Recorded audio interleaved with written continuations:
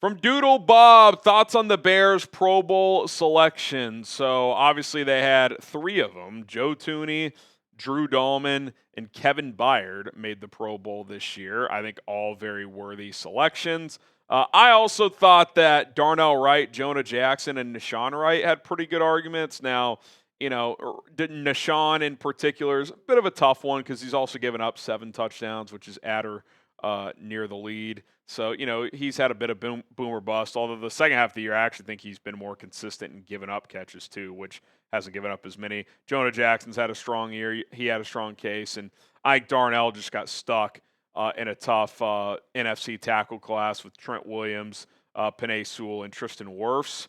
I think he was probably that next guy. So, I think the guys that made it were worthy. I think 3 to 5 more guys were worthy as well. I think Josh Blackwell and special teams had a case, and maybe a couple other guys. But, I think the Bears have had a lot of good individual seasons here. DG, what's your gut telling you about how far we're going? Well, I'll put it this way. I filmed a 4 Verts episode, which is my other YouTube channel, where we talk about the NFL as a whole, college football. And I did a contenders and pretenders video. I had the Bears in my Super Bowl contenders category. I have 6 teams who I think could win the Super Bowl right now, and that could change after the last 2 weeks of the regular season, but I think they got a shot. My gut's telling me they'll probably get to either the divisional or NFC championship game. I don't love their chances if they play the Rams, but against everybody else, I think they have a pretty decent chance. So I do think they'll win at least a playoff game, but, the NFC's stacked, man. I mean, the Packers are probably going to be the 7th seed. That's going to be a tough game if that's who you play. So there's not going to be any layups, unless you get a bye and play Tampa or Carolina. And even then, if that happens, that means they won their first round. So you never know. So you got to play good ball. You got to be buttoned up. And you have one bad game, your season's over. So that's kind of the blessing and the curse of the NFL playoffs. Okay, in your opinion, what seed will the Bears get in the NFC? They can still get the 1 seed. They can be all the way down to the 7th seed. The only seed they cannot get as of filming this is the 4 seed. That will be Tampa or Carolina. Other than that, they could get the 1, 2, 3, 5, 6, or 7. What seed do you think they'll get? Okay, Posey Jones, I hate to say it, but if we don't pressure Purdy, he may throw 5 touchdowns again. I think this will be Caleb throwing for 300 yards. It might have to be a shootout like that. Last week I was saying take that bend don't break approach. I would probably try that again, but if that's not working, do you just take some chances if you're Dennis Allen, try to fluster him, get pressure? Because unlike Jordan Love, Purdy's not going to drift back and still have the arm strength to launch downfield. Now, he is pretty good out of structure. If he breaks contain, he can throw on the run. But if you're drifting him backwards, I think you will live with those situations. He's been really good the last few weeks for the 49ers in that offense. All right, we got Enixon with the super chat. Does Walker make you feel better about trading DJ? Jahdae Walker, I mean, it was 1 game and he made a couple of really nice plays, but DJ Moore is clearly the better player. Now, again, and I've kind of said this, I'm going to keep saying it, the DJ Moore trade thing, that's a conversation for this offseason. It will be discussed, whether we like it or not. It's going to be a storyline out there. Could they use that money better elsewhere for a pass rusher, et cetera? It's going to be discussed. But right here, right now, DJ Moore is your top weapon because Rome Odunze is injured, and even when he's back, he's not going to be 100%. So DJ the last 2 weeks has been big time, and he stepped up to the plate, and you're going to need him to continue to do that for this football team. All right, DJ Moore finished off another cardiac Bears game as they were able to take down the Green Bay Packers on Saturday night. If you want to get your Cardiac Bears t-shirts, they're awesome. Chatsports.com/cardiacbears. You can click and shop today. That link will be in the comments and in the description of this video. Get your Cardiac Bears t-shirts right now. All right, Alex Todd, these guys still talking about Justin Fields. What are we bringing Rex Grossman back next? Caleb is the guy, folks. Hop on the wagon. Yeah, before we got into this mailbag segment during our live show, people were asking, what would Justin Fields do in this offense, yada, yada. A, it's irrelevant because he's not here, and B, I'm kind of with Alex Todd. It's like, we're still talking about Justin Fields. He went to the Steelers. They gave Russ the job after he got healthy. He never played again. He went to the Jets. They gave him $30 million guaranteed, and they're going to cut him after 1 year. So I'm not trying to rip on the guy, but like he's gone. Caleb's the guy. Let's focus on that. DC Viper, what is Stevenson's future after this season since he will be entering the final year of his deal? Does the injury and inconsistent play a factor? Oh, I mean, yeah. I mean, he's mostly been healthy throughout his 3 seasons. He's missed a couple games this year, but durability has mostly been a strength of his. I think he's actually played pretty well this year when he has played. Obviously, he was a full-time starter. And look, Jalen Johnson got healthy in the way Nashawn Wright's played.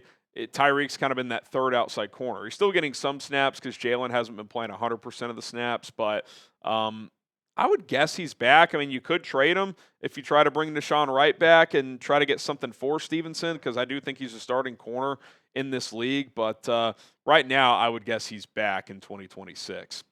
Subscribe to the channel. We got Bears videos all year long. Every single day, at least one video. Most days we do 2. We also go live every Monday, Thursday, and game day. We do short form content as well. Don't miss any of it. Hit that subscribe button for free. Michael, I don't think Caleb's growth gets talked about enough from a mental perspective. I don't think fans realize it that under Ben Johnson, he's never worn a play sheet wristband. He's memorized the entire playbook. Go beat the Niners, FGB. I've talked about it a decent amount. I think just compare week 1 to now, the pre-snap operation is so much better. There's a lot of checking. He's changing the formation. Almost every single play, he's getting 2 plays in the huddle. So if he needs to check to a second play, he can do that. He has done that. I think post-snap recognition has been better. His eyes are in the right spot a lot of the time. A lot of the time on his misses, it's just that, a miss. It's not that he wasn't going or through his progressions and getting to the right read. He just didn't make the throw. So I think he's been playing a lot better. I think his last 10 quarters, 2.5 games, starting with that second half in Green Bay, have been really good. Right at 60%, 648 yards and 6 touchdowns in the last 10 quarters. So that's pretty good. So I like how he's playing right now, and I'm with you. Yeah, the stats are the stats, and they're mostly good with the completion percentage being the exception. But I think the eye test of just him understanding and learning the offense is something that has not probably been discussed enough nationally. Big dumper out of all the playoff scenarios. Oh, excuse me. Whew, it's Christmas Eve. Got up early. Which are the most likely? I think the most likely is you're the 2 seed and the Packers are the 7 seed.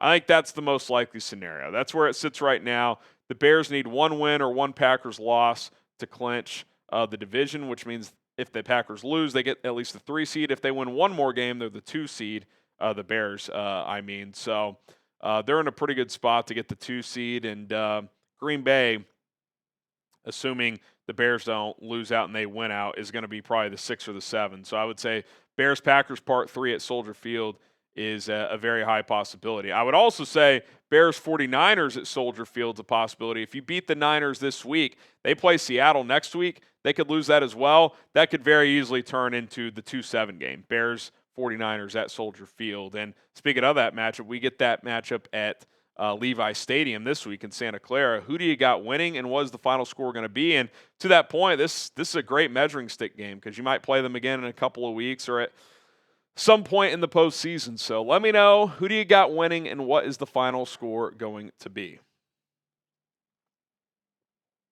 Alex Hamling, I'm so glad Ben put Caleb under center. Me too. Number 1, all the good offenses utilize under center these days. So that's 1. And 2, it's helped him learn how to play NFL quarterback and kind of just pick it up quicker this year. And, of course, there's been some challenges, some growing pains, but for much of the season, he's actually been more efficient under center than in the shotgun. So, yeah, I'm with you, Alex. It opens up a lot of things in the offense. Dylan, who has been your favorite player to watch this season? It's hard to pick one. I have really enjoyed watching Caleb grow, develop, play in this offense. The first month I would have said Rome Odunze. He was on a tear. Then, clearly later on we found out he'd been playing through the foot issues, so that's a bummer. Hopefully he can get back. I think Kyle Monungai has been a fun player. So is DeAndre Swift. I'm a huge Luther Burden fan, so I hope his workload continues to increase. How could you not say Kevin Byard and Nashawn Wright? All of the offensive linemen. I mean, there's been a lot of guys. It's hard to pick just one. So There's 10, 12, 13 guys I just mentioned right there. All right, Crisis King with the 5. Appreciate all the questions and super chats, guys. Merry Christmas to you guys. I've been watching since 2021, and since you guys have blessed us with amazing Bears content, let's get this dub. Bear down. Well, thank you so much for tuning in, and thank everybody for rocking with us for one day or 5 years. We've been here for a while, and we plan on being here for a while, so hit that subscribe button and turn on notifications. Follow us, me, on social media at HGramNFL, Twitter, Instagram, and on my new TikTok. We're closing in on 1,000 followers over there. Go give me a follow on TikTok at HGramNFL. I would greatly appreciate it, and as always, bear down.